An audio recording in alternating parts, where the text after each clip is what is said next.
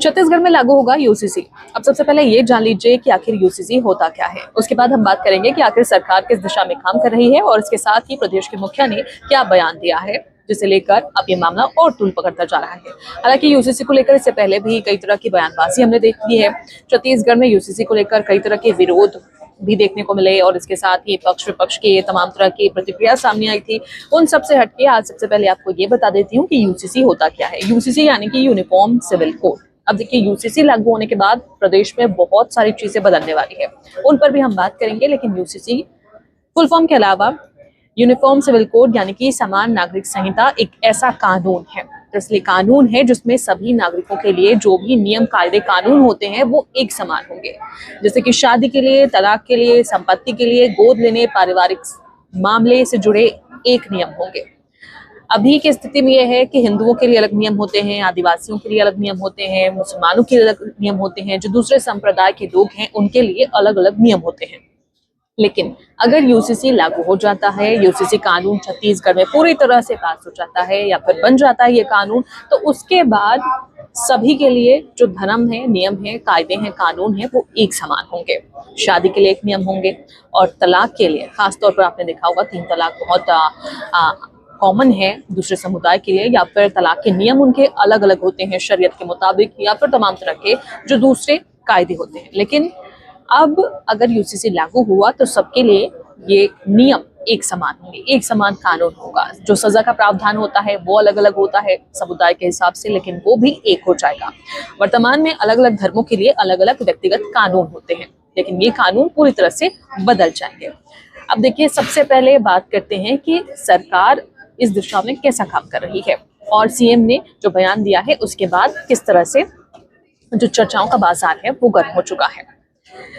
Committee इस मसौदे पर काम कर रही है। मुख्यमंत्री विष्णुदेव साय ने आज बयान दिया। उनका कहना है कि सरकार ने यूसीसी पर अध्ययन और सुझाव के लिए कमेटी का गठन किया है। वो कमेटी तमाम तरह के जो कायदे कानून है उनको लेकर उतार चढ़ाव जिस तरह से अभी देखने को मिल रहा है, अलग अलग नियम कायदे कानून है, उसको लेकर एक विस्तृत रिपोर्ट बनाएगी, ताकि जो दूसरे धर्म के लोग हैं, दूसरे समुदाय के लोग हैं, आदिवासी हैं, उनके लिए कोई भी जो दिक्कत हो वो ना हो। क्योंकि इससे पहले जिस तरह की बात सामने आई थी यूसीसी को लेकर, उसमें आदिवासी समाज भी सामने आया था। उन्होंने कहा था कि हम तो हिंदू में भी नहीं आते, हमारे लिए एक अलग कॉलम होना चाहिए। उसके साथ ही दूसरे समुदाय के लोग भी सामने आए थे, उनका कहना था कि हमारे नियम कायदे कानून अलग है, तो फिर यूसीसी लागू हो ही नहीं सकता छत्तीसगढ़ में।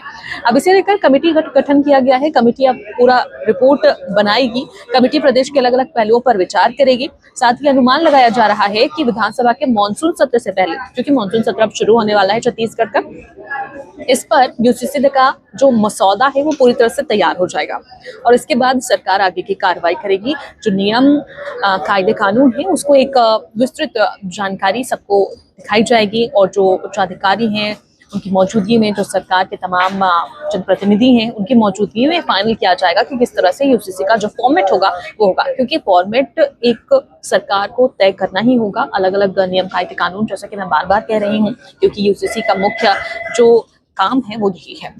अब बात करते हैं कि यूसीसी लागू होने पर क्या क्या बदल सकता है। ये बहुत इंपॉर्टेंट है, इसको आप ध्यान से सुनिएगा, क्योंकि बहुत कुछ बदलाव आएंगे, बहुत कुछ चेंजेस आएगा, विरोध भी हो सकता है, मे भी ना भी हो, क्योंकि एक फॉर्मेट जब तैयार होगा तो उसके हिसाब से सभी की मंजूरी के बाद ही ये लागू होगा। सभी धर्मों में शादी और तलाक के समान नियम, जैसा कि मैंने आपको पहले ही बताया, यूसीसी लागू होने के बाद शादी और तलाक से जुड़े सभी मामलों में सभी नागरिकों के लिए कोई व्यक्तिगत कानून लागू नहीं होंगे, समान व्यवस्था लागू हो जाएगी। बहुविवाह पर रोक लग सकती है। एक से ज्यादा विवाह से जुड़े प्रावधानों में बदलाव भी संभव है। बहुविवाह पर रोक लगाने का प्रावधान भी किया जा सकता है।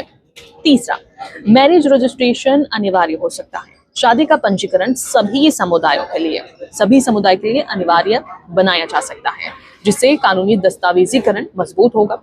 और चौथा, विरासत और गोद लेने के नियम समान हो जाएंगे।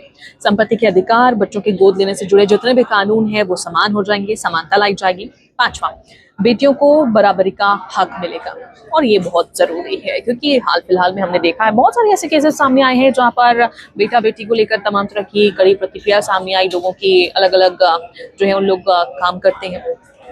पिता की संपत्ति में बेटियों के अधिकार को और ज्यादा स्पष्ट और समान बनाने की व्यवस्था इसके तहत लागू होगी।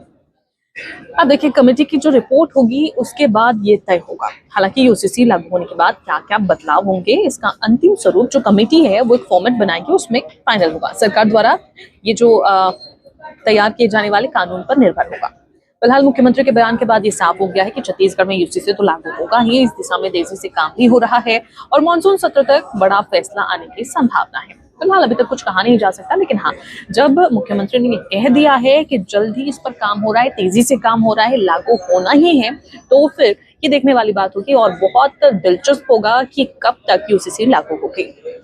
अब बात करते हैं कि यूसीसी आखिर कौन कौन से प्रदेश में लागू है, क्योंकि ये जानना भी बहुत जरूरी है। छत्तीसगढ़ में यूसीसी लागू नहीं है, लेकिन होने के बाद जब आ रही है या फिर होने ही वाला है, तो ये भी जान लीजिए कि इससे पहले कहाँ कहाँ है और किस तरह के कानून है, नियम है। गोवा और उत्तराखंड में यूसीसी पहले से लागू है। देश में फिलहाल गोवा और उत्तराखंड ऐसे राज्य हैं जहां समान नागरिक संहिता यानी कि यूसीसी लागू है। गोवा में लंबे समय से पुर्तगाली सिविल कोड के तहत सभी समुदाय के लिए लगभग समान पारिवारिक कानून लागू है और उत्तराखंड में स्वतंत्र भारत का ये पहला राज्य है जिसने जनवरी 2025 में ही यूसीसी लागू कर दिया था।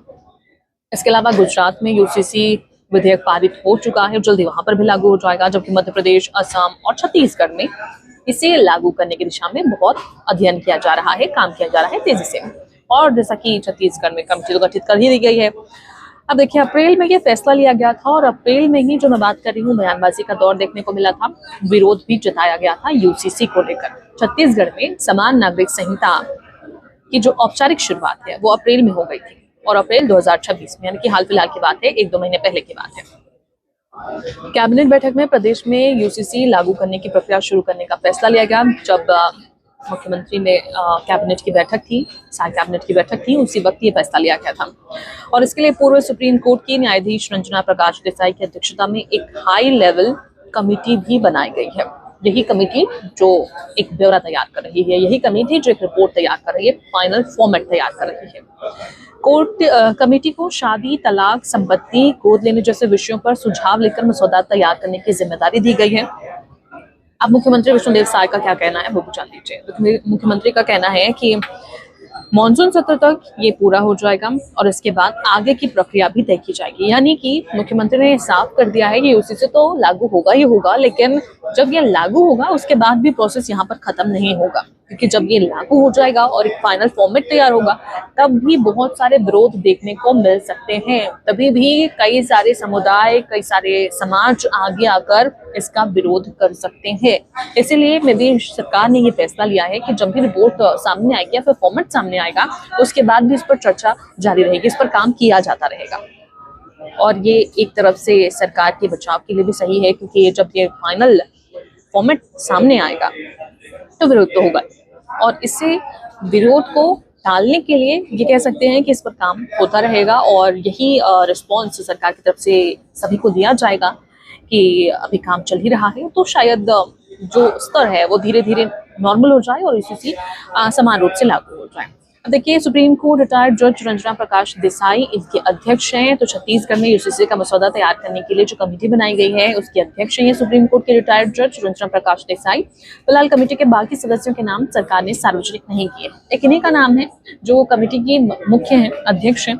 अब कमेटी देखिए एक इंसान की तो होती नहीं है, कमेटी में कई सारे लोग हैं, अध्यक्ष होते हैं, सदस्य होते हैं जो प्रारूप डिसाइड करेंगे, मसौदा तैयार करेंगे, लेकिन इनमें से किसी का भी नाम अभी सामने नहीं आया है। सिर्फ और सिर्फ अध्यक्ष का नाम है जो सुप्रीम कोर्ट की पूर्व रिटायर्ड जज हैं और राज्य सरकार ने मुख्यमंत्री विष्णुदेव साय को कमेटी के सदस्यों के नाम तय करने का अधिकार दिया है। यानी कि कमेटी में कौन शामिल होगा, कौन नहीं होगा, ये डिपेंड करता है छत्तीसगढ़ के मुखिया पर, यानी कि प्रदेश के मुख्यमंत्री विष्णुदेव साय पर डिपेंड करता है और उनके लिए पूरी छूट है कि वो किनको किनको सदस्य बनाना चाहते हैं, कौन कौन इस कमेटी में रह सकता है, कौन कौन ये डिसाइड कर सकता है कि फॉर्मेट कैसा होगा।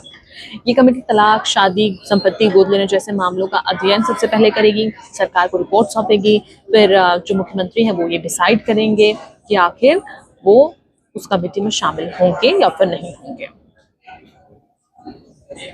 तो कुल मिलाकर यूसीसी का ये जो फॉर्मेट है वो जल्द ही तैयार होकर सबके सामने होगा और जब ये सामने आएगा उसी का सबको इंतजार है। हालांकि विपक्ष भी जोरों शोरों से तैयारी कर रहा है जो नियम का, इस जो कानून का विरोध करने की, क्योंकि प्रदेश में एक ही समुदाय के या फिर एक ही समाज के व्यक्ति तो है नहीं, कई सारे समुदाय हैं, कई सारे समाज हैं, उन सबको लेकर साथ में उनके नियम कायदे कानून के मुताबिक एक कानून बनाना, आखिर में जाकर एक कानून का फॉर्मेट तैयार करना, ये बहुत बड़ी चुनौती है।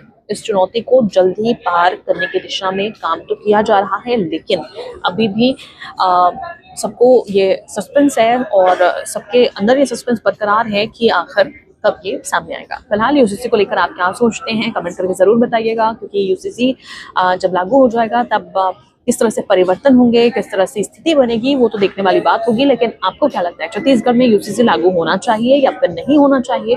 कमेंट करके अपनी जरूर राय बताइए। और लागू होने के क्या फायदे हैं, लागू नहीं होने से क्या फायदे हैं, वो भी आप चाहें तो कमेंट में अपनी राय दे सकते हैं।